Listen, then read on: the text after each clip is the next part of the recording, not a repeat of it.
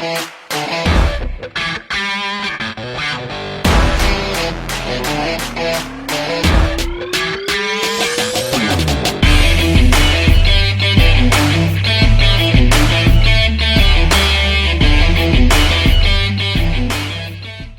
de ler o texto bíblico, eu cumprimentei o pastor e aí olhei a barba dele, que barba linda, e elogiei a barba do pastor. E fiz um comentário com o pastor para que vocês entendam. Deus não faz nada em vão. É verdade, existe uma ética social sobre ponderar a barba. Mas quando você vai nas escrituras, há um mandamento para que preserve a barba. E a cultura de fazer a barba é exatamente quando José está preso e ele é levado diante de Faraó, então ele barbeia o seu rosto. E nesse barbear, muito obrigado. E nesse barbear, ele se apresenta diante de Faraó. E por assim sendo, alguns irmãos dizem, para se apresentar diante de Faraó era necessário poldar a sua barba, ou seja, tirar a barba, quem dirá diante de Deus. Então, culturalmente, nós aderimos isso por conta dessas interpretações. Só que o Eterno, ele disse que nós preservássemos a barba. Eu sou uma pessoa que questiono as razões porque Deus designou determinados mandamentos, ainda que nós entendemos que seja algo da lei. Mas tem razões que vai a quem?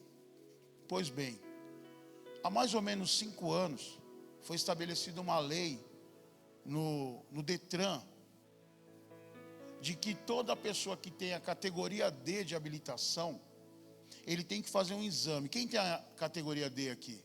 Pastor, nosso irmão também. Pois bem, a categoria D, ela exige um exame chamado toxicológico. E muito interessante desse exame toxicológico é porque ele tem a possibilidade de denunciar substâncias químicas no corpo humano aproximadamente nos últimos 6 meses. Ou seja, o eterno Deus designa aos seus filhos que permaneça com barba, porque nos pelos pubianos há memória. E a ciência prova isso. Então, se alguém é usuário de droga, ele será impedido de tirar a sua CNH de categoria D por causa da responsabilidade de se fazer.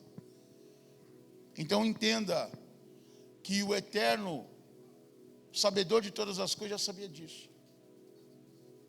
O voto de Nazireu é exatamente isso, não cortar o cabelo e a barba. Então existe uma memória. Por que eu estou dizendo tudo isso? Porque há uma necessidade de nós falarmos um pouco daquilo que os homens, de uma maneira científica, revelam aquilo que Deus tem para nós. E hoje nós precisamos ser curados. Nós precisamos entender isso. E eu quero ler o texto das Escrituras. Romanos capítulo de número 12. Texto muito conhecido pelos amantes das Escrituras.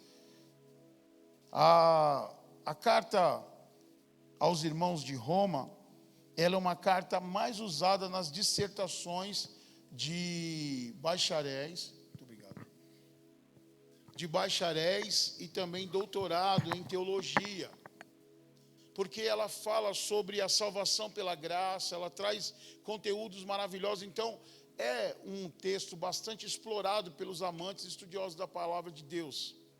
E no capítulo de número 12, o apóstolo Paulo, escrevendo aos seus irmãos em Roma, diz assim: rogo-vos, pois, irmãos, pela compaixão de Deus, que apresentei os vossos corpos em sacrifícios vivos, santo e agradável a Deus, que é o vosso culto racional. E não sedes conformados, nem problema. E não sedes conformados com este mundo, mas sedes transformados pela renovação do vosso entendimento, para que experimentei qual seja a boa, agradável e perfeita vontade de Deus. Quando o pastor me fez esse convite, ele falou sobre a necessidade de nós curarmos a nossa alma. E Hebreus capítulo de número 4, verso de número 12, vai dizer assim que a palavra ela é viva e eficaz. Ela é mais penetrante do que uma espada de dois gumes. Ela é apta para discernir juntas e medula. Ela é apta para discernir alma e espírito. Ela discerne intenção e pensamento do coração. Então a palavra de Deus, ela tem poder de penetrar em lugares inimagináveis. Quando o autor aos Hebreus diz que ela discerne juntas e medula, ela está dizendo que ela vai no lugar mais profundo do corpo humano. É por isso que quando o Senhor Jesus, ele disse: Lázaro, sai para fora. Ele lança a palavra, e essa palavra penetra no corpo adormecido de Lázaro, já falecido, e traz a Lázaro a ressurreição, porque a palavra tem poder. Ainda que nós sejamos tratados na nossa alma, mas se você tem fé, e essa palavra que está sendo liberada aqui, eu já quero profetizar sobre a tua vida, que a palavra que está sendo liberada, ela vai também curar enfermidades no teu corpo, porque ela tem poder para penetrar em juntas e medulas, para a glória do nome do Senhor. Ela penetra nesse campo, aonde difícil é para nós entendermos quem é o homem espiritual e quem é o homem natural. Quem é o homem espiritual e quem é o homem alma. Porque a tricotomia humana, ela diz que nós somos uma alma, que possuímos um espírito e habitamos um corpo. Tessalonicenses 5, verso 23 vai dizer que nós precisamos estar irrepreensível. Aonde? No nosso espírito, alma e corpo. Então há uma divisão entre esse ser invisível da nossa existência, que é a nossa alma, o nosso psique e o nosso espírito. Ambos estão no campo aonde nós não conseguimos tocar, mas sentimos. Para nós entendermos essa questão da nossa alma, se alguém lançar uma palavra torpe contra nós, que nós chamamos de palavrão ou um xingamento, aonde dói? Na alma. É a alma que sofre essas avarias invisíveis da existência humana. É a minha alma que leva todo tipo de afronta. E é interessante que Paulo, quando ele vai falar na carta aos Efésios sobre revestir de toda a armadura de Deus, para que no dia mal possais estar firme, ele está falando que a nossa luta não é contra a carne nem contra a sangue, mas contra principados, potestades, hostes da maldade. Na onde? Nas regiões celestiais. Então existe uma guerra invisível, mas que o nosso corpo, que aí a gente vai entender, a psicologia chama de psicossomática, que são doenças que, por conta das nossas pressões psicológicas, emocionais, o nosso psique, o nosso corpo responde. É a soma. A palavra soma quer dizer corpo, psico quer dizer mente. Então a mente está sendo abalada e o nosso corpo faz denúncia. Um exemplo para nós entendermos aqui: a grande maioria de uma inflamação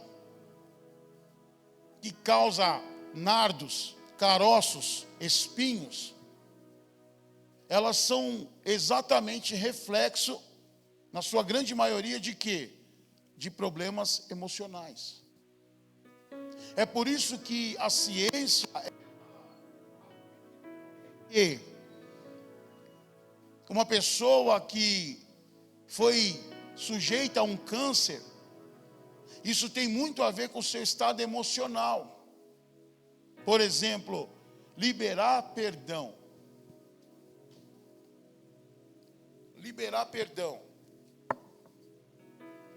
Quando alguém retém mágoa no coração, ou ressentimento, fica reproduzindo aquela dor sobre si, ela é uma pessoa que está com uma facilidade de atrair doenças no seu corpo. É por isso que nós vamos ver diversos testemunhos de pessoas que no leito de enfermidade fazem as suas confissões, chamam pessoas que são as menos convividas para liberar o quê? Um perdão. Porque no seu leito de dor compreendeu e percebeu que não poderia partir dessa vida sem antes se desvencilhar desse que se foi. Então nós percebemos que a palavra de Deus ela tem poder para discernir isso. O homem espiritual é esse que comunica-se com Deus. Esse é um homem atemporal.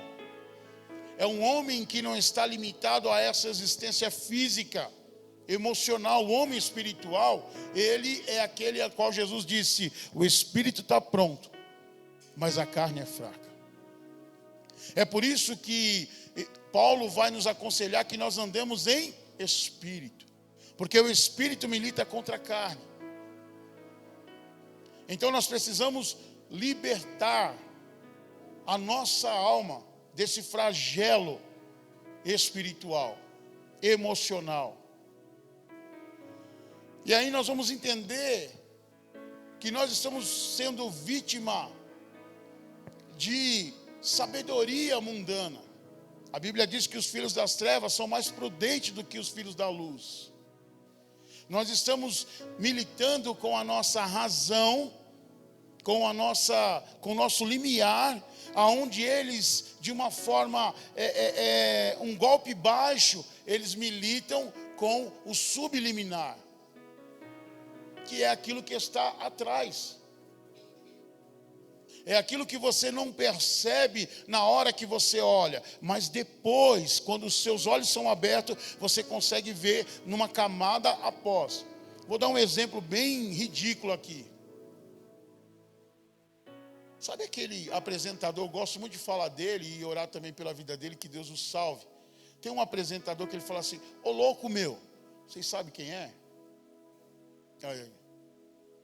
A pergunta é: por que é que esses discípulos de Abelardo Barbosa, também conhecido como Chacrinha, têm sempre o mesmo golpe, que é ser o interlocutor, mas atrás dele a sensualidade e nudez está sempre exposta? Porque eu e você não vemos só o que vemos, vemos além daquilo que vemos. E porque a nossa mente não está treinada, então aquilo que é uma imagem subliminar, ela nos provoca e ataca. Então, aquele homem não era nem tão interessante assim para que a gente passasse algumas horas diante da televisão assistindo o seu programa. Mas por que ficávamos? Porque a subliminar intenção estava lá. As bailarinas, desnuda, a referência de beleza escultural, corpórea para as mulheres, e é por isso que se fica diante de alguém falando tanta bobeira, e a gente gastando tanto tempo com aquilo, e a gente não sabe o que está nos prendendo. É a cobiça, é o desejo, é a sensualidade, é a sexualidade, que atrai muitas vezes sem que nós percebemos no primeiro plano. E aquilo gera uma série de situações em nós. A Bíblia diz assim que se os nossos olhos forem bons, todo o nosso corpo é bom. Mas se os nossos olhos forem maus, quão densas trevas está o nosso corpo. E aí a lei diz assim: não porá diante de ti anátema. Olha como a lei é boa. Então eu preciso trazer essa compreensão do que é que está me deixando enfermo. O que me deixa deprimido. O que está me deixando ansioso. Porque existem truques que nós estamos vivendo nesses dias e que nós não percebemos por quê? Porque muitas vezes nós estamos entrando no curso desse mundo. É por isso que eu li aqui esse texto: não vos conformeis com este mundo, mas sedes transformado pela renovação do vosso entendimento. Irmãos, muitas vezes nós gostamos de informação. E a palavra informação, ela também se conota como forma. Todo mundo que é informado, que pensa que é sabichão porque tem muita informação, ele corre um grande risco de estar dentro de uma forma.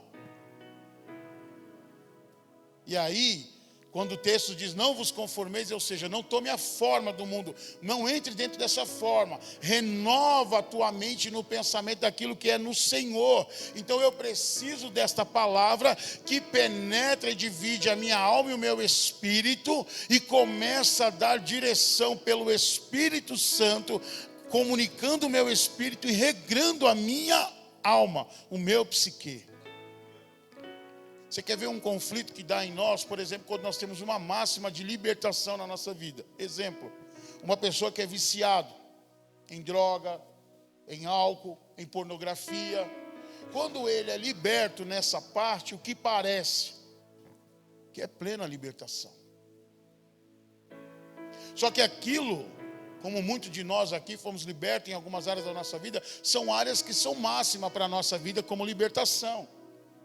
E dentro dessa capacidade de sermos libertos, e aí nós somos de novo incluídos na sociedade, porque antes, por conta do vício, nós estávamos aonde? Às margens. Por isso que é chamado de marginal. Nós estamos à margem. Aí nós somos libertos daquilo que socialmente era ridículo para nós, nós somos incluídos no leito desse rio. E nós estamos trafegando diante dele. Porém, isso não nos é suficiente para dizermos que nós estamos totalmente livres. E é por isso que a palavra de Deus é assim: se o Filho vos libertar, verdadeiramente sereis livres. Então a libertação para a nossa caminhada, ela não é como um toque de mágica, como varinha de condão. Preste bem atenção, o nosso Deus, ele é tão poderoso. Se ele quisesse, o que ele faria conosco? Da água para o vinho. Mas por que existem processos? Por que o processo de libertação, ele também é gradativo? Por que Deus, ele permite que nós sejamos libertos por etapas da nossa vida? Pode prestar atenção, e quando você não consegue, eu não consigo ser liberto, aquilo de novo volta para o nosso ciclo de vida. Porque nós estamos dentro de um processo como um processo acadêmico, como a escola. Se você fizer a prova e não for aprovado, o que você faz? Você é reprovado. E aí, para você passar de nível, o que você precisa? Fazer a prova de novo. E na vida também assim o é. Então, quando alguma coisa que você pensa, que você usa aquela frase dizendo aqui assim: ai meu Deus do céu, sabia que isso ia acontecer. Porque você já tem um cálculo de que aquilo vai ser uma rota de colisão. E aí nós precisamos de libertação para quê? Para que nós passemos desse nível. Que nós sobrepujamos, e é por isso que tem uma certa sensação de que essa guerra nunca acaba. Claro, nós ainda não fomos aperfeiçoados. Então, quando você está dentro de um processo que você se libertou de droga, de vícios, de coisa do tipo, aí daqui a pouco vem outras coisas que estão em nós, como por exemplo, ser liberto de inveja. Dificilmente a gente vai contar esse testemunho aqui e dizer: irmãos, eu era invejoso, que você não faz, mas não podia ver uma coisa que eu queria para mim. Só que a Bíblia diz que a inveja, ela é como obra de feitiçaria. E aí, quando eu tenho inveja, e vou dizer uma coisa: crente é uma bênção para possuir esse tipo de coisa. Irmãos, sabe quem falou isso? O apóstolo Paulo. Quando eu não conhecia a lei da cobiça, eu não cobiçava, mas quando eu passei a conhecer a lei da cobiça, passei a cobiçar. Olha que loucura. Sabe por quê, irmãos? Quando alguém diz assim para você: não faça, o que você pensa? Como seria fazendo? E aí começa a despertar um campo de ilusão imaginário de como seria. Quando a gente menos espera, a gente cai. Tiago vai dizer que toda tentação, ela vem de nós. Ninguém pode dizer que por Deus sou tentado. Porque toda tentação ela é humana, naquilo que nós somos engodados, seduzidos, atraídos. E aí ele diz que quando alguém, Tiago está dizendo que quando alguém, ele é seduzido, ele é levado por aquilo, ele concebe o pecado. E uma vez que o pecado é concebido, gera morte. Então, quando nós temos a proibição da nossa vida, nós vamos perceber que nós não conseguimos, de certa forma, lidar com aquilo de forma natural. Vou contar uma história para vocês que eu li num livro. Diz que um homem fazia porção mágica, pastor. E essa porção mágica, ela jogando na água, você conseguia ter ouro, produzir ouro, essa alquimia tão misteriosa. E aí esse homem vendia essas poções mágicas. Só que quando ele terminava de fazer o show dele, ele pegava, jogava escondido, fazia aquela coisa e pegava as pedras de ouro. Quando as pessoas viam que tinha pedra de ouro, testava, realmente é ouro legítimo, todo mundo se maravilhava. Aí ele vendia muito barato a sua porção mágica. Quando todos compravam e pagavam, ele diz: olha, mas espera aí, tem uma coisa. Toda vez que você for fazer a porção, jogar no caldeirão, esquentar, fazer todo o processo, você não pode lembrar do macaco da cara vermelha. Ele ia embora. Nunca, pastor, o Procon revidou ele. Nunca o Procon protestou contra ele. Estou acrescentando na história aqui. Sabe por quê? Porque toda vez que ele ou qualquer um iriam fazer a porção mágica, a primeira coisa que ele pensava: eu não posso pensar. Quando eu penso que eu não posso pensar, já pensei. Então quem revidava? Eu não consigo. Toda vez que eu vou fazer a porção não dá certo, porque antes de fazer eu penso. O que eu quero dizer com isso? Quando alguém diz para você: ó, não faça isso, aquilo vai ser um estimulador muitas vezes para você acabar fazendo aquilo. Então nós vamos entender que existem algumas coisas que nós estamos vivendo nesses dias, aonde a força dessa mensagem subliminar, essa coisa que coloca para nós um padrão de felicidade, gera em nós uma falsa ideia de que se nós não atingirmos o padrão de felicidade proposto para nós, nós não vamos viver. O que é a ansiedade? Quando nós pensamos que o tempo de existência que nós temos não é suficiente para chegar num lugar onde alguém disse que chegando lá seríamos felizes. E quantos lá chegaram e já disseram para nós antecipadamente, dizendo: isso não é felicidade. Nós estamos vivendo isso nesses dias. Os Midas dos nossos tempos, que são os pseudos influencers, quando estão extravasados no dinheiro, chegam num processo de depressão. Por quê? Porque fantasiaram para ele que carro, casa, avião, viagens, essas coisas, tudo isso era sinônimo de felicidade. E agora tudo isso eles têm. Aonde eles estão? No processo de depressão. Por quê? Porque não entenderam a razão da vida. Agora, para a gente exercitar aqui, pense: se a sua razão de viver, o seu estilo de vida, o seu propósito de vida for eliminado, casa, carro, viagem, roupas, o que nos resta?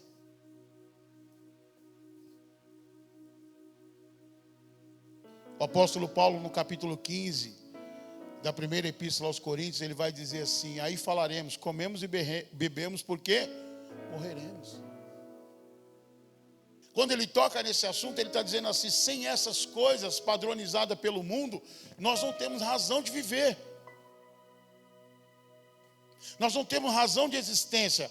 Olha que choque de realidade para nós. Se a gente tirar todos esses ideais de vida, o que nos resta para viver? O que nos resta para ter uma profissão? Porque muito de nós estamos dentro de uma faculdade, dentro de uma universidade, por conta daquilo que a nossa profissão vai gerar de ganho, e aí aquilo que a gente quer de fato de vida vai ser alcançado.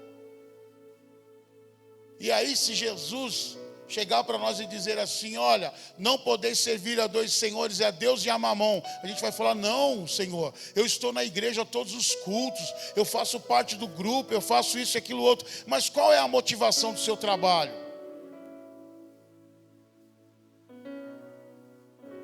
Então nós precisamos ser curados. E nós estamos sendo enfermos, irmãos, porque nós não conseguimos atentar para essas coisas. A tristeza que nos sobrevém, ela está atrelada àquilo que nós não alcançamos, porque alguém disse que ser feliz é alcançar aquilo. Pastor, então o senhor está dizendo que eu não posso desejar nada dessa vida? Não, não é isso. É que isso não pode ser o seu principal propósito de vida. Olha que coisa interessante, alguém queria ser pai. Deus vem a ele e disse assim: você vai ser pai de multidões. E os dias se passaram, os anos se foram. Mais de 20 anos depois da promessa, Abraão tem o seu filho Isaque em suas mãos. Aquilo se torna para ele uma obsessão de vida. O Senhor disse: Abraão, vai para um monte que eu vou mostrar, porque eu quero que você me sacrifique Isaque. Olha que coisa interessante, por que Deus pede Isaque? Porque Isaque se tornou a razão de vida de Abraão. Você já leu lá no livro de Tiago, quando ele diz assim: ou pensa vós que em vão diz as escrituras, que o Espírito que habita em vós tem ciúmes. O Espírito Santo de Deus tem ciúmes de nós. E quando ele diz, requer isso de Abraão, e Abraão vai com aquele propósito, falou: não, se eu preciso provar ao meu Deus que isso não me é o princípio da minha existência, a razão, o meu propósito de vida, eu vou provar para Deus que isso não é o meu propósito de vida. Preste bem atenção, Deus está tratando conosco aqui nessa noite. Existem coisas que para mim e para você já se tornou obsessão, e por estarmos obcecados não estamos vendo aquilo que Deus tem para nós, não estamos percebendo as coisas que Deus tem para nós, e muitas vezes Deus está dizendo assim: ei, me entrega o teu Isaque, eu quero te testar, eu quero te provar. Você vai ser o mesmo se eu tirar isso de você, se eu tirar essa condição de você. Porque no momento em que Abraão foi provado e ele vai imolar o seu filho, o anjo segura na sua mão e disse: chega, você já provou que está liberto dessa coisa que estava tomando conta de Deus no seu coração. Idolatria. A gente ouve tanto sobre idolatria e às vezes a gente não entende nada de idolatria, irmãos. Porque a ideia de idolatria para nós, ela está sempre baseada em um divino, em onde haverá uma veneração. Mas ninguém, pastor Celso, é idólatra que não seja de si mesmo. Todo idólatra, o divino, não é a quem ele oferece sacrifício. Porque para quem ele oferece sacrifício é pelo benefício que aquele ente supostamente o dará. Então quem é o divino para o idólatra? Ele mesmo. Ninguém idolatra uma outra divindade que não seja pelo benefício. E é por isso que Deus em todo o tempo ele vai dizer: se eu não fizer. Daniel capítulo de número 3, verso 17... Sadraque, Mesaque e Abednego está dentro de uma condição de condenação, está diante de Nabucodonosor. Eles não se curvaram diante da estátua, e eles falam uma coisa tão maravilhosa, que aquilo é a inspiração para a minha vida, porque eu quero tudo que Deus quer para a minha vida, eu quero tudo de bom dessa vida, porque a Bíblia diz que eu comeria o melhor dessa terra. Então eu quero isso para a minha vida. Mas quando eu leio aquele texto desses meninos no versículo 17, eles dizem assim: olha, rei, fique tu sabendo que o nosso Deus é poderoso para nos livrar da fornalha de fogo ardente. Aí ele vem assim no versículo 18 dizendo assim: e se não, fique sabendo, não iremos se prostrar. Por que nós somos chamados de geração mimimi, geração Nutella? Porque nós somos fragilizados na experiência da vida. tudo dói, tudo sofre, tudo é milindre. A gente faz um problemão. Sabe aquela coisa assim, fazer do copo a tempestade?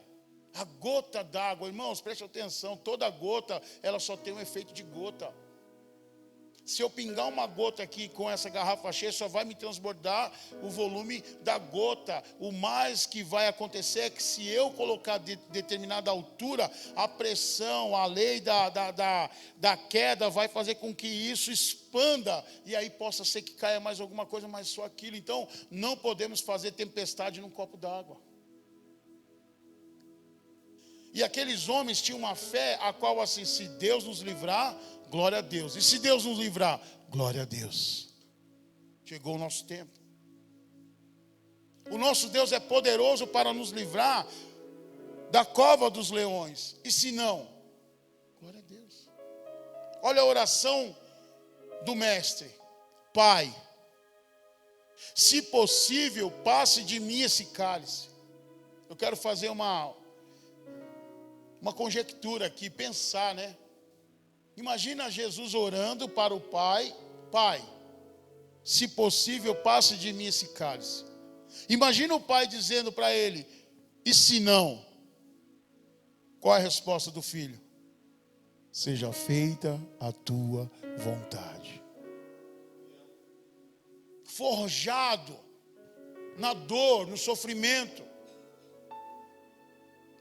Jesus aprendeu por aquilo que padeceu, está escrito em Hebreus. Jesus padece no sofrimento, ele obedece, ele entende aquele processo. Então ele diz: Pai, seja feita a tua vontade. É isso, foi para isso que eu vim, então eu vou até o fim. Só que nós estamos diante de um cenário, irmãos, e aí eu vou chegar. Por que eu estou tão feliz com Deus? Porque a ciência descobriu uma substância, um neurotransmissor no homem, que é chamado de dopamina. E é conhecida também como a fonte do prazer, a substância que dá prazer. E todos nós estamos sempre buscando essa ideia de que tudo que faço tem que ser prazeroso. E nem tudo que eu vou fazer vai me dar prazer. Olha o apóstolo Paulo, um versículo que virou jargão para nós. Posso tudo naquele que me fortalece. A gente ora, brada isso, né? Tem algumas igrejas, pastor, que no final, né? Se Deus é por nós, quem será, pastor? Contra nós. Posso todo. Aí a igreja responde, completa, nada contra. Só que isso vai virar um jargão que vai nos pegar, porque Paulo, para dizer o versículo de número 13, ele passou pelo 10, 11 e 12. Sei ter abundância, sem ter escassez. Em tudo sou provado. Posso todas as coisas naquele que me fortalece.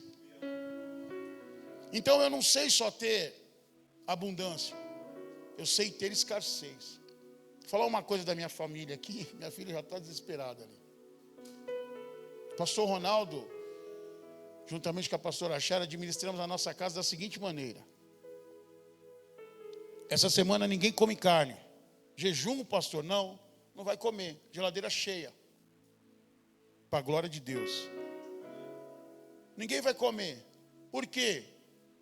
Porque a gente tem que aprender, se faltar, a gente vai ser feliz do mesmo jeito. Quem não come? Essa semana não tem legumes, vamos ser carnívoro, vamos comer só carne. Prepara aí, vamos fazer. Irmãos, sem necessidade, nós criamos picos de fartura e escassez dentro de casa. Só faz isso aí, tá bom. E olha, irmãos, lá em casa a gente beira pela linha da glutonaria, viu, pastor? O povo para comer é os lá de casa. Nós dá lugar na terra dos viventes. Mas em todo o tempo nós provamos, e nós não temos essa experiência conosco, nós não fazemos isso porque, irmãos, nós precisamos aprender a viver algumas situações, não no sentido da ansiedade, começar a criar medo, mas nós precisamos forjar no nosso caráter situações em que, se ela vier, como eu vou lidar com aquilo? E às vezes nós só por pensar se tornamos enfermos. É aí que vem a ansiedade, porque a ansiedade é medo do futuro. Como vai ser o amanhã? O que eu vou comer? O que eu vou vestir? O que eu vou fazer? E Deus diz assim: ei, buscai primeiro o reino de Deus e a sua justiça, justiça, aleluia, e todas essas coisas vos serão acrescentadas.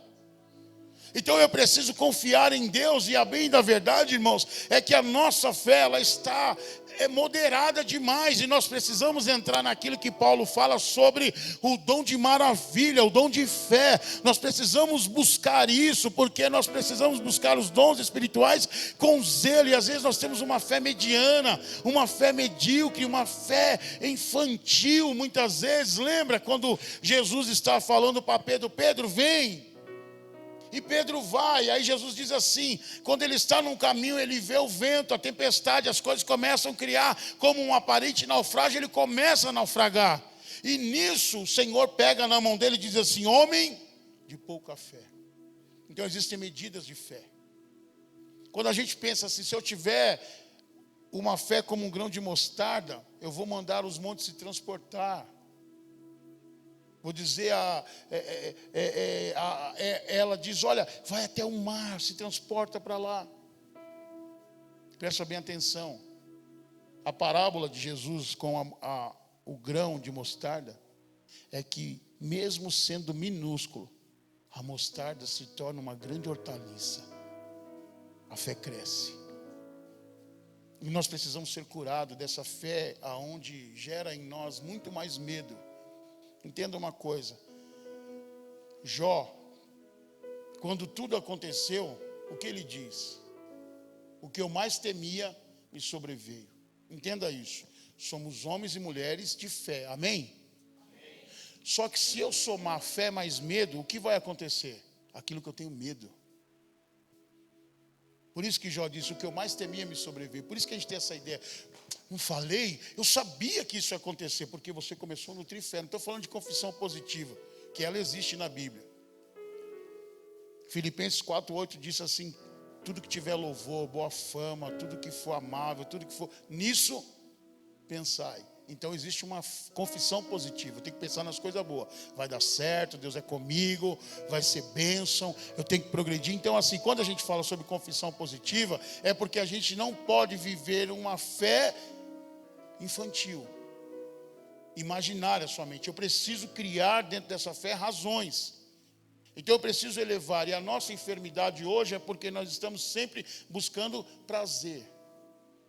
A dopamina, o excesso dela gera em nós falta de capacidade sensorial. Olha que loucura que as escrituras dizem para nós: é melhor estar numa casa do luto do que onde há um banquete. Saindo daqui eu vou para o luto. E a Bíblia diz: por que é melhor? Você está numa festa, comendo, bebendo, todo mundo se divertindo, dando risada. Aí a Bíblia vem com essa história de que é melhor estar lá naquele outro lugar onde há um pranto, onde há um encolhimento, uma introspectiva. Você começa a ficar pensando: puxa vida. E é por isso que é melhor. Porque lá no velório não tem dopamina, não tem alegria.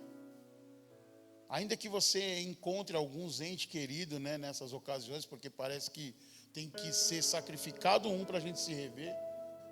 Olha o Espírito de Deus falando aí: vai visitar o seu parente, pelo amor de Deus. Vai ver alguém. Você não sabe que dia que você pode perder a oportunidade de dar um adeus. E isso fará toda a diferença na tua vida. Aquele sentimento de missão cumprida. Eu vi, eu conversei, tive com ele, e parecia até uma despedida. Talvez seja. E muitas vezes nós não conseguimos. Por quê? Porque não é festa. E alguém que você encontra muitas vezes no velório familiar é isso. Alguém que você não via há tanto. Nossa, quanto tempo. Esse é o seu menino, peguei no colo. Um rapazão, né? Às vezes, né, tão robusto que você fala: meu Deus, cresceu tanto assim. Isso é sinônimo de distância. É certo, irmão, que a nossa vida nem sempre dá para socorrer. Mas a Bíblia diz que isso é para nós. Olha que coisa interessante: bem-aventurados que choram, porque serão consolados. Quem quer o Espírito Santo aqui? Como ele se chama? O Espírito Santo de Deus chama Consolador. Bem-aventurados que choram, porque serão. Bem-aventurados que choram, porque serão. Bem-aventurados que choram, porque o Espírito Santo de Deus se manifestará como consolador na nossa vida. Então não despreze os dias ruins. É por isso que o apóstolo Paulo disse assim: quando estou fraco, aí é que sou forte, porque o poder de Deus se aperfeiçoa na minha fraqueza. Então eu tenho que entender que os processos que muitas vezes parece que eu estou diminuído diante de uma circunstância, é a hora que Ele vem como consolo e diz: levanta. Você estava prostrado, mas não vai ficar. Cairá 7 vezes, mas não ficará prostrado, e Ele nos levanta. Então eu preciso ser curado deste medo, eu preciso ser curado dessas coisas que colocaram como meta para a minha vida. Quem disse, irmãos, Jesus nunca foi o destino. Você já viu Jesus falar assim: eu sou o alvo? Quando o crente fala assim para mim: meu alvo é Cristo, pastor, eu falo: rapaz, você precisa, para chegar nesse negócio que é alvo é Cristo, no caminho. Porque Jesus nunca disse que Ele era o alvo. Jesus sempre disse: eu sou o caminho, a verdade e a vida. E às vezes nós estamos desprezando o hoje, com o nosso saudosismo, nostalgia. Achamos que não tem dias melhores do que o que se viveu. Jesus fala isso para Pedro: Pedro, vai ter dias que você não vai ter contentamento neles. Mas o que Jesus estava falando para Pedro? Vai viver muito. Vai viver muito. Que tem hora que você vai falar: já vivi de tudo, o que tem mais para viver? Nós falamos aqui, eu entrei por essas portas e estava fluindo algo assim: renova-me, Senhor, porque tudo que há em mim necessita ser mudado. Porque tudo que há em mim necessita ser transformado pela renovação do meu entendimento. Não se amolde a este mundo. Não se amolde. Acontecem algumas coisas na minha vida, irmãos, que eu fico assim, perguntando para Deus: por quê? Porque não é alvo da minha busca, mas é presente de Deus para a minha existência. Que hora que eu falei: eu não quero isso, eu não pedi isso. Não pedi isso. Irmãos, presente de aniversário de casamento. Estava lá, daqui a pouco a esposa ligou: olha, meu patrão tem uma situação assim, assim, assim e tal. E vai ser exatamente no dia 4 de dezembro, dia do nosso aniversário de casamento. Uma festa, um passeio, uma viagem, pastor, em Santa Catarina. Não estava nem pensando em comemorar da maneira que foi comemorado. Como é que você faz? O que você faz diante de um presente desse de Deus? Você se prostra, você fala: Deus, eu nunca imaginei. Olha que interessante, irmãos. Há um tempo atrás alguém me falou sobre praias de Bombinhas, Santa Catarina. É muito bom, um amigo de trabalho. Vamos acampar lá. Eu não vou para hotel, não vou nada, eu vou acampar, é muito legal e tal. E criou aquela coisa. Eu falei: não, poxa, legal, vamos marcar. E nunca dava certo. Mas gerou no meu coração um desejo, mas não uma obsessão. Em um belo dia, minha esposa nos comunica que a gente sai daqui com tudo pago, irmãos. Despesa de transporte, refeição, hotel, tudo pago. Eu falei: só pode ser coisa de Deus.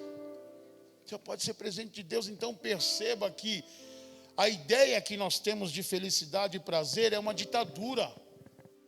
Talvez você tenha algo muito mais que isso. Hoje a minha oração matinal foi essa. Falei: Senhor, às vezes um copo de café é tão necessário num dia de frio desse, um chocolate quente, para quem gosta, um café com leite, é tão prazeroso, e às vezes a gente não consegue dar um glória a Deus por isso. E Paulo nos ensina: em tudo dai graça. Jesus está nos curando aqui, porque nós vamos olhar a nossa vida com outro olhar, nós vamos ser renovado o nosso entendimento. Você vai ver que você é muito mais feliz. Vou falar uma coisa que você vai falar: pastor, que conversa é essa? Você sabia que Deus chama ricos para o seu ministério? Não, pastor, era o senador, era esse, não, os seus discípulos. Os discípulos de Jesus, quando o jovem rico diz que hei de fazer para herdar a vida eterna. Aí Jesus diz para ele: olha, faz isso, isso. Não, isso eu faço desde a minha mocidade. Quer ser perfeito? Vende tudo que tem, dá aos pobres e segue-me. Eu não sei que era mais difícil para o jovem rico, vender tudo ou seguir Jesus. Os discípulos de Jesus viram para ele e dizem assim: Senhor, E nós, que deixamos tudo.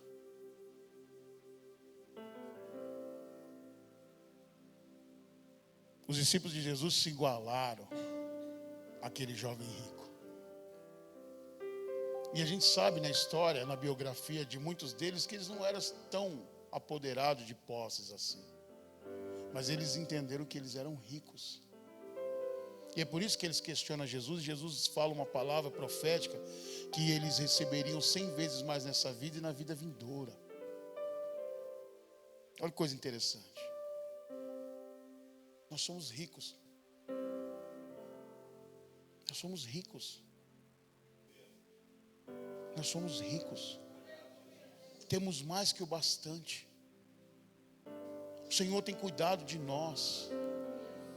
Temos um Deus, Ele tem nos sustentado.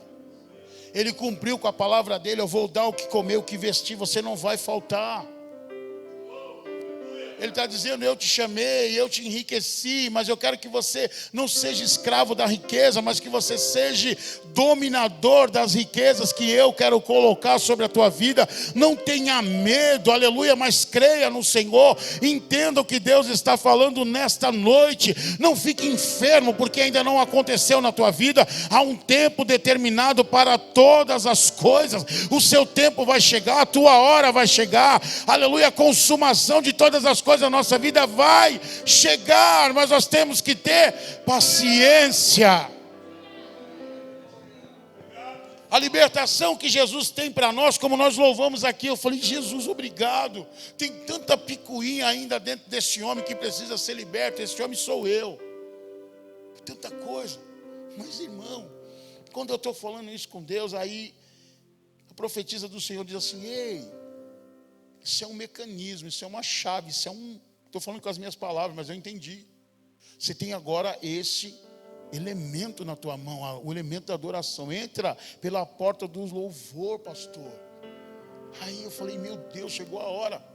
Checklist, pastor. Checklist na adoração. Porque estava dizendo aqui, nós estamos dizendo que nós somos livres nele. Ele nos libertou, somos livres. E aí eu comecei a fazer o meu checklist. Falei: Senhor, sabe isso aqui, ó, tira de mim, pelo amor de Deus, eu não estou conseguindo sozinho. Espírito Santo, me acompanha nesse negócio aqui, ó, porque esse negócio é perigoso. Espírito Santo, eu preciso estudar sobre isso aqui. Mas isso é um caminho que, se eu não pisar direito, ao invés de trazer libertação, eu serei cativo. Então me ajuda nisso aqui. E aí começo na checklist. Aí toda hora dele falando assim: diga que eu sou livre. Eu falei: então eu vou dizer, eu sou livre, Ele está me libertando. Eu já não tenho mais a cobiça, Senhor. Eu sei que alguém pode ter algo que aos meus olhos pode ser interessante, mas o Senhor deu para ele. Se o Senhor não quiser me dar, eu vou te adorar, porque eu sou livre. Eu não preciso disso para ser feliz. Eu tenho mais do que o bastante para adorar ao Senhor. Que Ele seja todo o tempo adorado. Louvado seja Deus. Aleluias, aleluias, aleluias, aleluias. Glória a Deus, que Ele seja louvado em todo tempo, aleluias, aleluias. Irmãos, nós encerramos ontem o estudo, e nós estamos falando exatamente disso, pastor, dessa fonte de prazer que é a dopamina. Quando ela vem com uma sobrecarga, sabe o que acontece conosco? Nós perdemos toda a capacidade sensorial de ser feliz com as outras coisas. Então, se Deus derramar sobre nós, permitir que a riqueza venha sobre nós, você não vai ser feliz com outra coisa. Você não vai ser feliz com uma caneca de barro. Você não vai ser feliz com um fogão de lenha. Porque aquilo vai gerar em você uma sensação de conquista muito grande e você não consegue perceber as coisas mínimas da vida. Pastor, o senhor é um homem inspirador para a minha vida. Estou falando isso diante de Deus.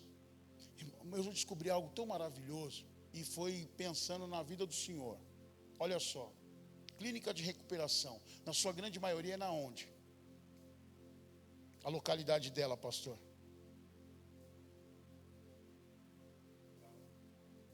Setor. A Bíblia tem um endereço para isso aí. Sabe aonde é esse lugar? O Garden, o jardim. De onde nós somos tirados? Olha o Espírito Santo, como é que ele é maravilhoso. Pensando no pastor Reinaldo, que tem contato com casa de recuperação. Aí você começa a pensar, por que a casa de recuperação é num lugar rural, no campo, no jardim? Porque qual é a ideia de uma casa de recuperação?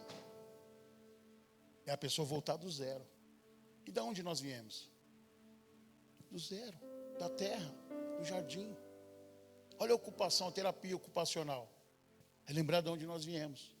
Plantar, revigorar, restaurar. Dentro da onde? De um campo rural. Eu falei, como Deus é maravilhoso. Por que os nossos irmãos... Eu, olhando isso, eu falei assim, tem uns que lá estão e nem sabem que é por que lá estão. Por que a casa de recuperação ela é tão desvinculada dessa cidade? A gente ouve algumas coisas, cidade fulana, cidade cicrana, mas preste bem atenção. Quem foi o fundador da cidade? Deus. A gente fala que tem uma cidade, a Nova Jerusalém. Isso é uma conotação de palavra, mas quem funda a cidade não foi Deus. Quem fundou a cidade foi Caim. Porque Deus nos colocou aonde? No jardim. Criou um paraíso e no meio do paraíso criou um jardim. No meio do jardim colocou um homem. Colocou um homem, o casal, Adão. Então perceba que muitas vezes nós temos que ir para o mais simples. Por que a gente somos energizados quando nós vamos para uma casa de campo, um sítio, um lugar desse? Porque esse lugar nos traz esse revigoramento da onde nós voltamos. Então perceba que se nós tivermos uma fonte de prazer muito grande, você vai perder toda a capacidade de ver as coisas que estão ao seu redor. Seu filho cresce, você nem nota. Porque você não tem prazer naquilo. Porque o que te dá prazer é muitas vezes você dar ao seu filho coisas. Essa tal dopamina, ela é necessária para a nossa existência, mas ela pode ser destruidora. Um exemplo, por um estudioso, é que o prazer que a gente tem comumente com as coisas que nos acontecem é em torno de 300 pontos. Mas existem algumas coisas viciantes que elas chegam a 600 pontos. Então, quando essa sobrecarga, um exemplo, ontem falando na live eu citei esse exemplo. Uma pessoa que já usou cocaína, ele sabe o êxtase que aquilo gera no corpo. É uma fonte de prazer muito grande. Porém, quando vai findando o efeito dessa substância, há um processo de depressão. O outro dia é ruim, parece que... E as promessas, quais são?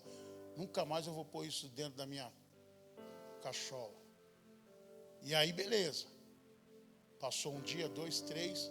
Aí vem de novo, por conta da tal abstinência, o desejo de uso. Qual é a proporção? Ela tem que valer mais a pena, porque o dia depois da depressão foi terrível. Para ela poder valer a pena, ela tem que ser uma sobrecarga maior. E é por isso que o homem, ele entra, o usuário, ele entra em overdose. Porque cada vez ele quer mais, cada vez ele quer mais. E isso é um destravar da dopamina. Só que quando a pessoa, ela tem vício... Irmãos, eu vou falar algumas coisas aqui, pastor, já estou encerrando, amém? Só para os irmãos entenderem. A gente está falando de drogas, mas existem coisas que a gente tem como a mesma sensação de dopamina. A mesma elevação de proporção de dopamina. Pornografia e até diversão. Um exemplo para a gente entender aqui. Quem usou crack já sabe que um dos efeitos dele é o quê? A pseudo-paranoia. A noia. A pessoa fica com o quê? Com medo, sensação de medo. Medo. É a elevação do medo. Só que sem uma substância, a gente também paga um ingresso para andar numa roda gigante, numa montanha russa, coisas que dá sensações tão quanto. E quando isso se torna elevado, o que vai acontecer? Nada mais faz sentido.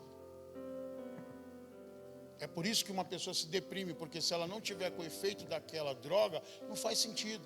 Não faz sentido trabalhar, não faz sentido ter um casamento, não faz sentido ser pai, não faz sentido nada. Nada nos dará mais prazer, porque a descarga de prazer foi tão grande que agora a realidade de vida é aquilo. Por isso que o vício é a idolatria, porque aquilo se torna para nós um divino. O divino prazer, a divina sensação, a divina emoção. E é por isso, pastor, que eu me alegrei quando o Senhor me convidou, porque o Senhor falou assim: eu quero libertar pessoas para que comece a voltar para as coisas mínimas da vida e tenha alegria e prazer. E eu já profetizo, o Senhor vai abrir a nossa sensibilidade. Nós seremos muito mais felizes com coisas menores do que aquilo que disseram para nós, que só o grande, só o sublime é de fato prazeroso. Nós vamos olhar a vida com um olhar muito mais bela. Minha esposa falou assim, falou uma frase ontem para mim que eu dormi assim, parecia que eu tinha visto o passarinho verde, como diz o ditado. Ela disse: poxa vida, eu perdi tanto tempo dando atenção para minha dopamina. E é verdade. Quando ela falou isso, eu falei: que coisa maravilhosa, nós estamos conversando sobre isso em um bate-papo como esse aqui na igreja. Então preste bem atenção, existem coisas que a gente está buscando como felicidade que de fato não é. Nós precisamos ser renovados com o nosso entendimento. Não pense que você vai ser feliz quando você ter a sua casa própria, quando você ter a sua casa de campo, quando você tiver a sua casa de praia, quando você tiver as viagens que você pensa que elas te farão feliz. Não serão, farão partes, mas serão momentâneas. É por isso que Jesus ele vem propor para nós a eternidade, porque essa é de fato aquilo que será para nós eterno. Procure nas escrituras a palavra felicidade. Ela não existe. A palavra que existe na Bíblia é bem-aventurança, feliz o homem. Então nós somos felizes, não vivemos em felicidade. Por que a palavra feliz, que parece por ser a raiz da felicidade, parece não ter diferença? Tem muita diferença. Porque ser feliz é momentâneo. E a busca da felicidade é um gerúndio, é contínuo. E Deus nunca prometeu isso para nós. O Cristo disse: no mundo tereis aflições, mas tem de bom ânimo. Tem de bom ânimo. Ele já venceu o mundo por nós. Então, o caminho para a nossa saúde mental e espiritual é ressignificar a vida. E o Evangelho tem esse poder. Tome cuidado com o evangelho triunfalista, de pôr Deus sobre a parede. Quando Deus quer fazer, ninguém pode parar, como diz o louvor. Operando Deus, quem impedirá? Mas a bem da verdade é que nós não podemos nos relacionar com Deus como um ídolo. Você sabia que eu posso ser cristão e ser idólatra? Porque todo relacionamento que eu tenho com meu Deus é o favor que Ele pode trazer sobre a minha vida, e não aquilo que Ele é. É por isso que diversas vezes no momento da adoração a gente vai falar assim: adore a Ele por aquilo que Ele é, não por aquilo que Ele faz. Porque existe muitas vezes de nós aquela ideia de que eu vou no culto, vou fazer isso e aquilo outro, e Deus vai me dar. Já percebeu que a gente pensa que tudo que Deus quer é música? Será que Deus é carente de música? Adoração, a música é um meio de adoração, mas nós precisamos ser renovado diante de Deus. Fala: Senhor, me ensina a ser um adorador. Eu preciso ser um adorador no momento da minha escassez. Eu já sei ser um adorador quando o Senhor me dá um presente. Eu já sei ser um adorador quando o Senhor me cura fisicamente. Eu sei ser um adorador quando há uma benéfica. Mas quando o Senhor diz que não, quando o Senhor vai naquele leite de hospital e disse: não, Ele não vai mais, chegou, acabou, a ampulheta já acabou, a areinha. E a gente quer brigar com Deus porque Deus não fez aquilo. E aí Deus fala: eu quero te amadurecer, eu quero te levar em dimensões outras. Não é a perda que vai te fazer infeliz, mas é a ausência da minha presença que vai te causar infelicidade. É por isso que nós precisamos de Deus. Senhor, nós louvamos aqui dizendo: Senhor, me ensina o caminho que eu devo andar, cura-me. Eu preciso ser curado. Aleluias. Jeremias, ele diz assim: sara-me e serei sarado, cura-me e serei curado, aleluias. E Ele está aqui trazendo bálsamo para mim, para você. Ele está curando a nossa ferida. Ele está dizendo para mim, para você: ei, nem todo dia será flores, mas no dia, aleluia, em que a ausência da flor for na tua vida, eu serei o teu perfume, diz o Senhor. Ele é quem nos dá essa graça. Então saiamos deste culto livres, saiamos deste culto curado, saiamos deste culto transformado. A palavra de Deus diz assim: e Deus virou o cativeiro de Jó.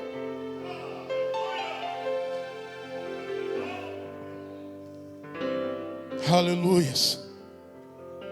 Jó passa o tempo todo dando testemunho de quem ele era diante de Deus. Mas quando ele abandonou se autodefender, se auto-justificar, e começou a olhar para a justiça de Deus sobre os seus amigos, Deus virou o seu cativeiro. E eu perguntei ao Senhor: em que Jó estava cativo? Jó estava preso em tudo quanto ele possuía.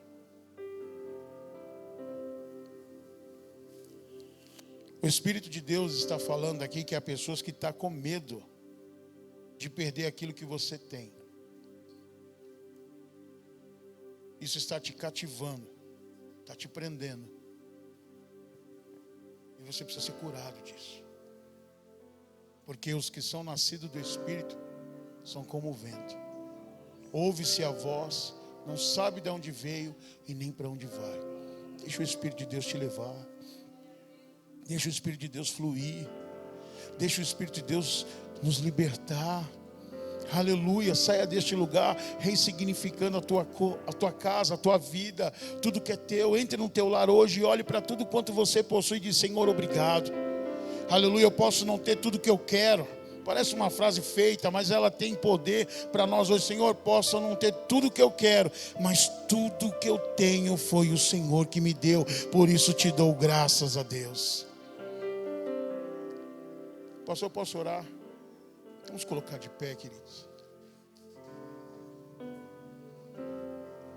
Gente, me perdoe pelo horário.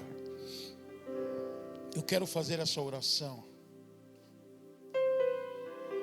pedindo ao Espírito de Deus que nos dê luz aos olhos do nosso entendimento. É assim que Paulo diz: que sejais iluminado os olhos do vosso entendimento.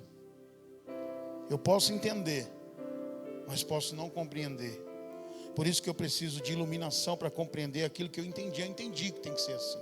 Eu entendi que Jesus morreu para me salvar, mas eu não compreendo porque eu tenho que ser salvo. Aí o Senhor vem nos dar compreensão de que somos pecador, porque Ele olhou do céu e não viu um justo sequer. Então nós vamos pedir nessa hora que o Senhor nos dê entendimento, que nos renove a maneira de ver a vida, de ver a nossa história, de ver os dias maus que vivemos e superamos. Senhor Deus, a vida não é só prazer.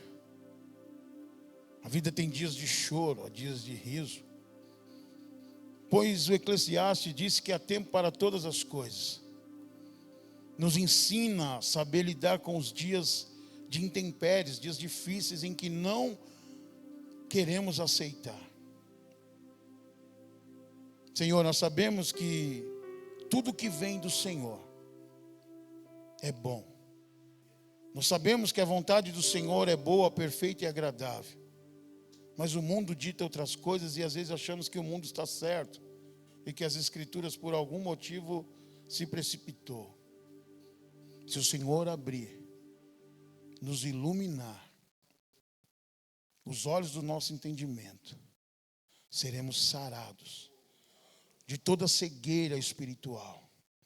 Aquilo que é subliminar será revelado diante dos nossos olhos. Não seremos enganados, engodados, mas seremos precavidos, porque o Senhor nos coloca hoje na torre da vigia. E como atalaia, Senhor, o Senhor nos anunciará, aleluia, antecipadamente todas as coisas. E nós saberemos quando isso é engodo para nos derrubar, para a glória do Senhor. Cuida da casa, porque, aleluia, se o Senhor não guardar a casa, em vão vigia o sentinela. Cuida de nós, Senhor, nos liberta para a glória do teu nome, assim que nós pedimos, em nome de Jesus. Amém e amém.